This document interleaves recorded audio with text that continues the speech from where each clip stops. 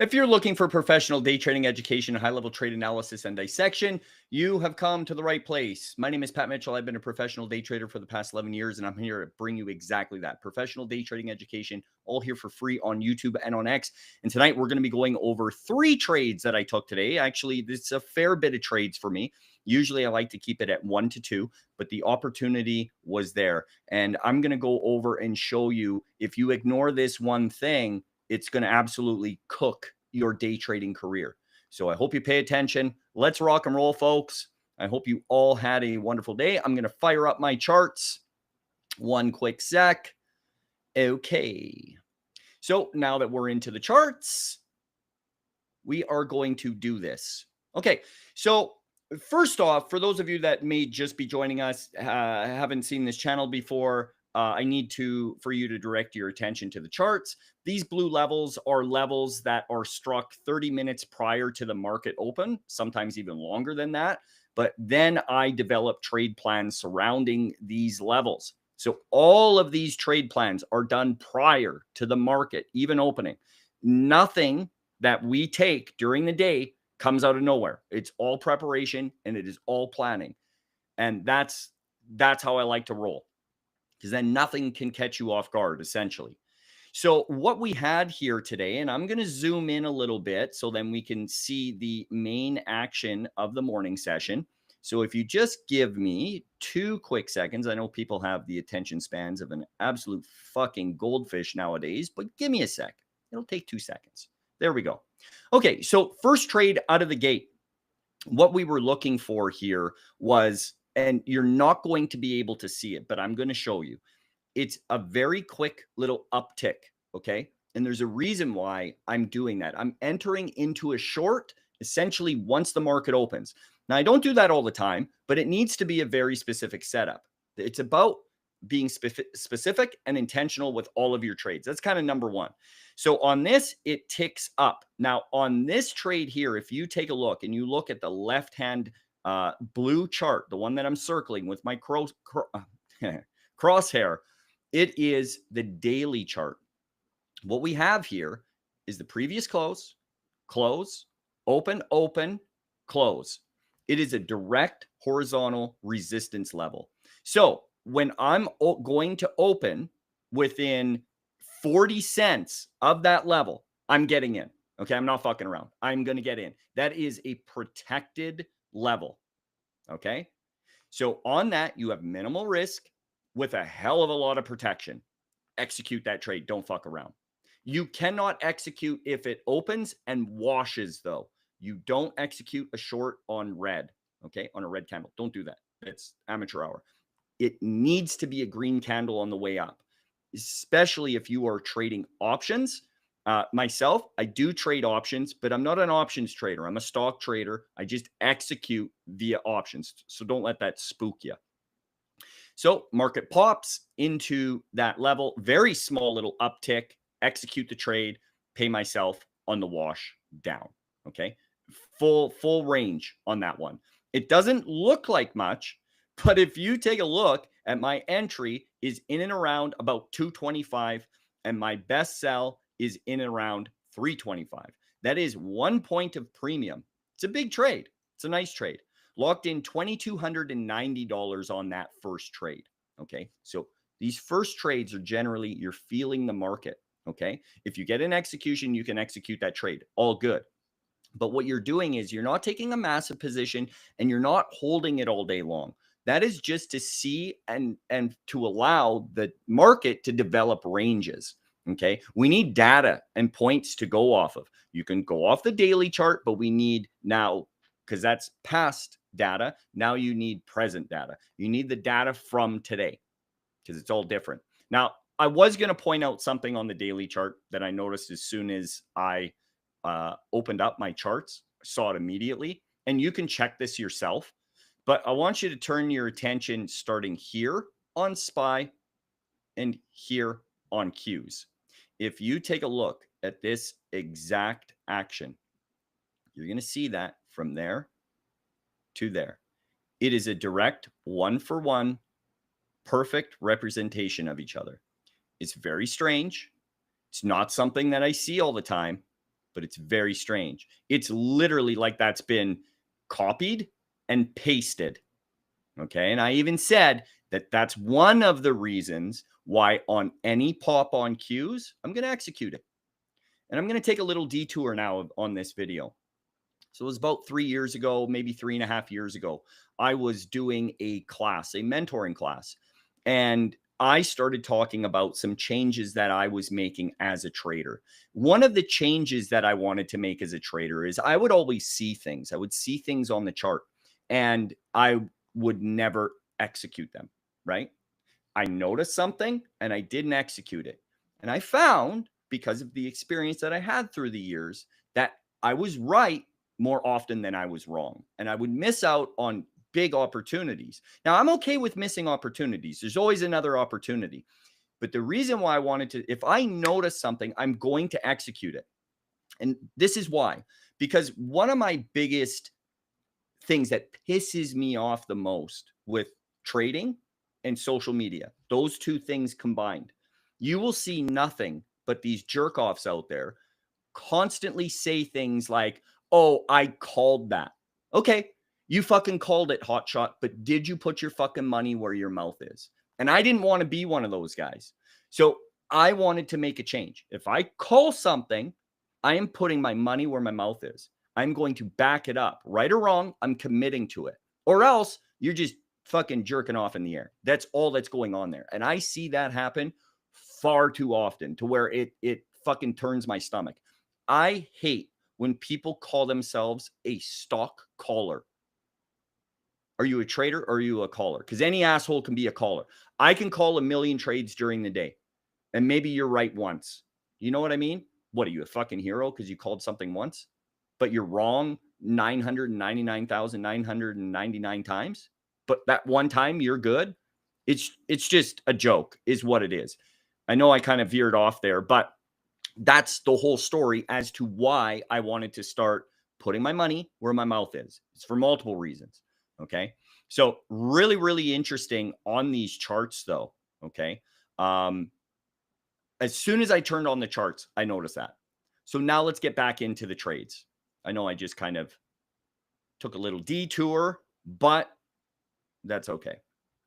So now let's talk about where we went from here.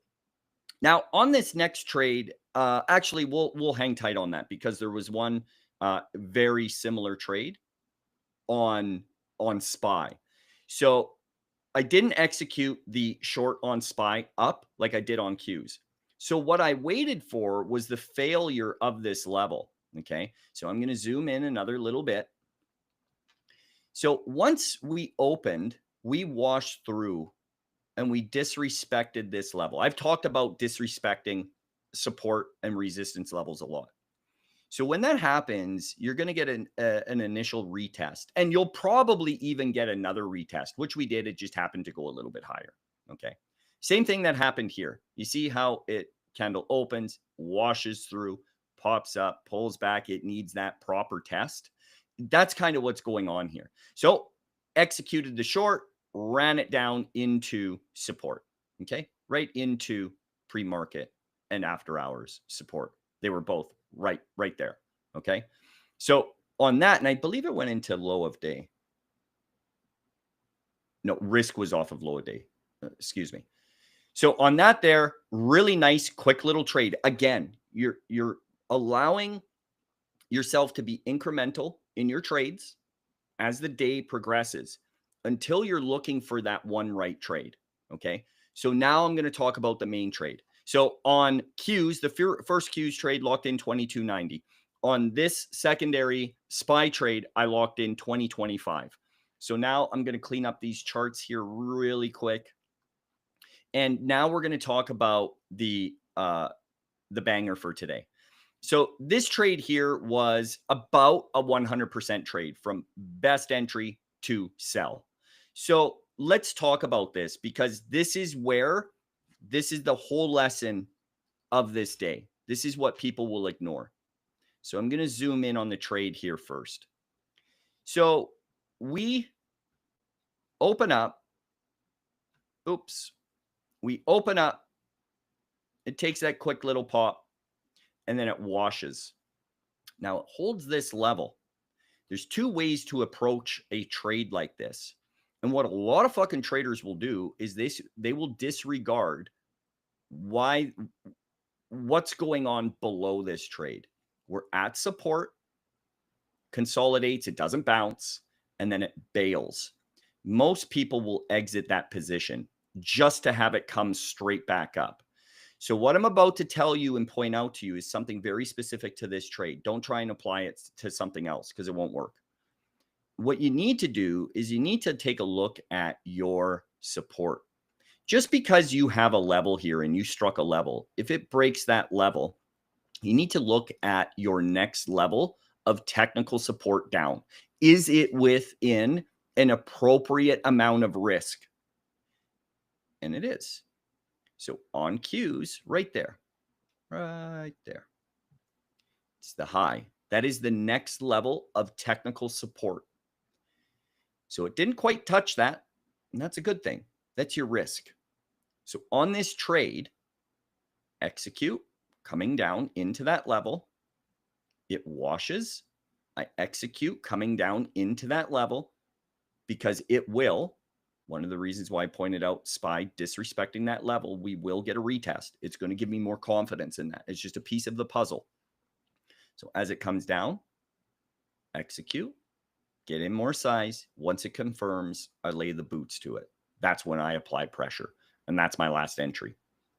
My main target on this is only back into that level. That's why you see me strip out all this size. Okay. And then keeps coming up. My target is here. And then I finally receive my greedy target, which is the next level. And that's that sell and that sell. And I'm only holding very small at this point. And then I stop out the rest. Now, I want to show you so then you don't fuck this up. One sec. So remember this support level that was here, right? There's a daily support level. Well, I'm not going to stop out on this if I have a valid support level right below. It's a bad idea to stop out on that. Okay. Why? Because you're now stopping out and exiting a position into support. It's silly. If it is an appropriate amount of risk away, which if you take a look, it's about a point away on a stock or ETF that is over $600 a share. A little bit over a point is more than acceptable. Okay. So what changes this? And now I want to show you where I would exit if I entered into this level. Even if I added here, as soon as it breaks that level, I would immediately stop out. And I'll show you why. So if this level wasn't there, and let's say it's the next level down, which is this or even this. You see how far away that technical support is? So that is over 2 points away. It's 2.25 points away. It's too far. It's not worth it. You're better off exiting because what would happen? It's not going to do this and then come back up. It will magnet into that level. That's what's going to happen. What a lot of new traders and struggling traders haven't realized yet is that there are rules to the movement of these stocks. Some get it, some don't.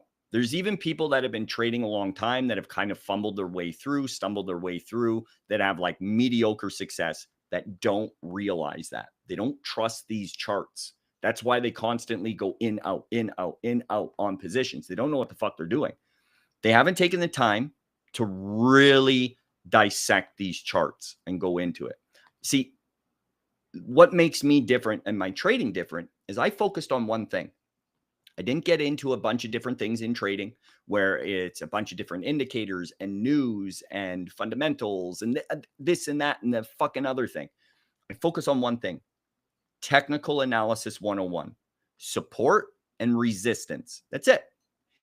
And then you strive for mastery of that one thing. And when you do that, you start to learn that there is a language to these charts. It's literally speaking to you. It's no different than reading pages and sentences on the page of a book. It's going to tell you what is going to happen next. It's like an instruction manual every single day.